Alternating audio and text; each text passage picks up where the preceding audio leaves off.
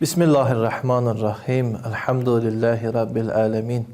Hər birinizi salamlayıram. Gününüz xeyirli olsun inşallah. Mövzumuz İslam əqaidi barəsində idi. Ötən bəhslərimizdə biz İslam Peyğəmbərinin Peyğəmbərliyi barəsində və eyni zamanda o Həzrətin xatəmiyyət və dininin universal və ümumbəşər olduğunu qısa olaraq siz əzizlərlə işarə etdik. Və etiqadımız nübüvvət barəsində belədir ki, bütün peyğəmbərlər haqdır, Allahdan vəhy alaraq insanları Allaha tərəf hidayət etmişlər və peyğəmbərlərin sonuncusu Həzrəti Muhammed sallallahu aleyhi və aleyhi və səlləmdir. Və onun gətirdiyi din İslam dini adlanır və İslam dini zaman etibarı ilə və eyni zamanda məntəqə etibarı ilə və məzmun etibarı ilə ümumi bəşər bir dindir. Bugünkü bəhsimiz isə imamət barəsindədir. Biz şiyyələrin əsas etiqadlarından da biri imamət məsələsidir. İmamət məsələsini hansı formada müzakirə etmək lazımdır? Bu mövzu bizim əqidəmizin nəyini ifadə edir və eyni zamanda imam kimdir, imamın xüsusiyyətləri nədir? Ümumi olaraq bu məsələləri biz bir neçə formada bəhs edə bilərik. Bir çox mühəqqiq alimlər, məsələn, Xacə Nəsrəddin Tusi, imamət məsələsini müzakirə etmək üçün belə bir düstur, belə bir meyar təyin etmişdi ki, ilk olaraq biz imamın tərifi barəsində bəhs etməliyik.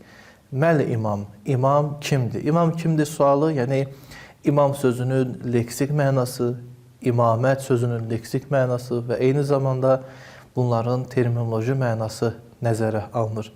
İkinci bəhs həlil imam. İmamın var olması, imamın olmaqlığının zərurəti barəsində müzakirə etmək lazımdır. Üçüncü məsələ isə imamətin və yaxud imamın fəlsəfəsi, imamətin məqsədi barəsində bəhs etmək lazımdır. Ümumən, niyə imam var olmalıdır? Limə yegibul vücudil imam. Və dördüncü məsələ imamın xüsusiyyət və sifətləridir. Keyfəl imam. İmam necə olmalıdır? Bu ümmətin rəhbərinin əsas xüsusiyyətləri hansıdır?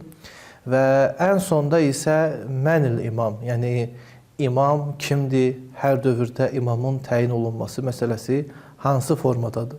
Hər bir halda bu 5 məsələ ətrafında biz edə bilərik. İmamət məsələsini müzakirə edək. Nəzərə almaq lazımdır ki, ilk 4 mövzu ümumi imamət barəsindədir. Yəni, burada biz digər məzhəblərlə həmfikir ola bilərik, digər məzhəblərin də bu barədə müxtəlif görüşləri ola bilər. Lakin mənil imam, imam kimdir? Bu məsələdə təbii olaraq fikir ayrılıqları özünü qabarıq şəkildə göstərir. Buna görə biz ilk olaraq məl imam, imam nədir? Sualı ətrafında istərdim qısa olaraq müzakirə edək. Və imam və imamətin lüğəvi mənası nədir? Mən burada qısa olaraq imamət sözünün leksik mənasına işarə edib, müxtəlif lüğət kitablarını nəzərə alsaq, imamət öncüllük və rəhbərlik mənasını verir. Yəni, imamət öncül və rəhbər olan şəxs. İmam kimdir? İmam öncül və rəhbər şəxsə deyilir. Bəs yaxşı, imamın bu mənada nümunələri hansıdır? Biz müxtəlif lüğət kitablarına baxdıqda görürük ki, və eyni zamanda İslam məarifinə baxanda görürük ki, imam anlayışı bu nümunələrdə keçir. Məsələn, Qur'an-ı Kərim imamdır, İslam Peyğəmbəri imamdır, Peyğəmbərin canişini imam mənasında işlənir, cəmaət namazında öndə duran şəxsə imam deyilir, ordu komandanına imam deyilir, səfər bələdçisinə imam deyilir və yaxud açıq və geniş yola bəzən imam deyilir. Ardınca gedilən alimə imam deyilir. Bunlar imam sözünün müxtəlif nümunələridir. Yəni, imam bir müştərək ləfzdir ki, onun nümunələri müxtəlif formalarda olar. Lakin biz Qur'an-ı Kərimə baxdıqda görürük ki, imam sözü ümumi olaraq iki mənada qeyri-bəşəri məsələlərdə işlənir, bir də bəşəri məsələlərdə. Məsələn, qeyri-bəşəri dedikdə mübarək Yasin surəsinin 12-ci ayəsində Loh-u Məhfuz olaraq işlənir. Və kullu şeyin əhsəynəhu fi imamin mubin. İmamin mubin, yəni burada Loh-u Məhfuz. Və yaxud açıq yol mənasında işlənir. Hicr 79 və innəhum ləibəmin mubin və yaxud Hud surəsi, Əhqaf surəsində Tövrat barəsində işlənir. Kitab-ı Musa imamən, Həzrəti Musanın kitabı imam idi. Yəni imam idi, yəni Tövrat onlara yol göstərən idi. Və yaxud Bəqərə surəsinin 124-cü ayəsində artıq burada bəşəri mənanı ifadə edir. Həzrəti İbrahim barəsində Allah Teala İbrahim peyğəmbərə xitabən deyir ki: "İnni cəilükə linnəsə imamən." Mən səni insanlara imam təyin etdim. Və yaxud Ənbiya surəsinin 73-cü ayəsində peyğəmbərlər barəsində belə işlənir ki: "Və cəalnahum əimmətən yahduna." Biz peyğəmbərləri imamlar qərar verdik ki, onlar doğru yola hidayət edirlər. Və yaxud Qəsəs surəsinin 5-ci ayəsində həmən məna peyğəmbərlərin vərəsələri barəsində keçir. Furqan surəsinin 74-cü ayəsində salih bəndələrin öncül olması barəsindədir.